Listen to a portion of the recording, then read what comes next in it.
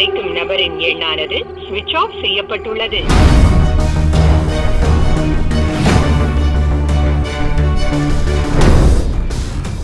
Hello, இங்கே ரொம்ப நேரம் என்ன யாரை தேடிருக்கீங்க பிரதர்?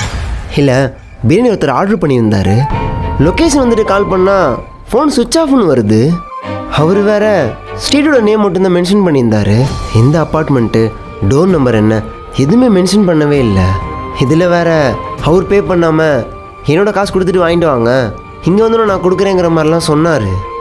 நானும் என் கை காசு 150 ரூபா போட்டு வாங்கிட்டு வந்துட்டேன். இப்போ பார்த்தா சுவிட்ச் ஆஃப்னு வருது. என்ன பண்ணுறதுனே தெரில. ஐயோ, எனக்கு புரியுது பிரதர். நானும் சாப்பாடு வாங்க தான் போகிறேன். ஆனால் என்கிட்ட 150 ரூபா இல்லை, 100 ரூபா தான் ப்ரோ இருக்குது. பரவாயில்ல பிரதர், 50 ரூபா டெலிவரி சார்ஜ் இல்லைனாலும் 100 ரூபா வச்சும் கொடுங்களேன். அந்த 100 ரூபா வச்சு நான் பெட்ரோல் போட்டால் தான் அடுத்த டெலிவரிக்கே போக முடியும். நீங்கள் வாங்கிக்கிறீங்களா அந்த பிரியாணியை? சரி, ஓகே பிரதர். கொடுங்க.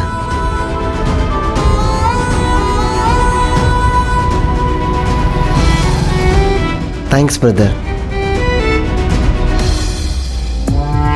அப்பாடா, டெலிவரி சார்ஜ் இல்லாமல் பிரியாணி வாங்கியாச்சு.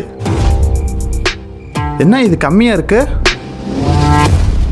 என்ன இது பாதி தான் இருக்கு? ஷாக்கா குறை, நீ கொடுத்த காசுக்கு அவ்வளோதான்ப்பா வரும்.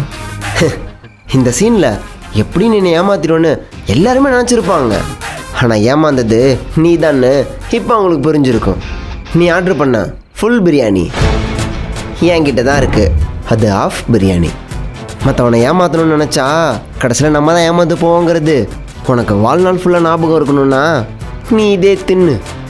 நீ வேணா போய் ஆர்டர் பண்ண, நானே கொண்டு வந்து டெலிவரி பண்ணிட்டு போகிறேன். நீ போய் ஆர்டர் பண்ணு, அதுங்களையும் நான் ஒரு 2 டெலிவரி முடிச்சிட்றேன்.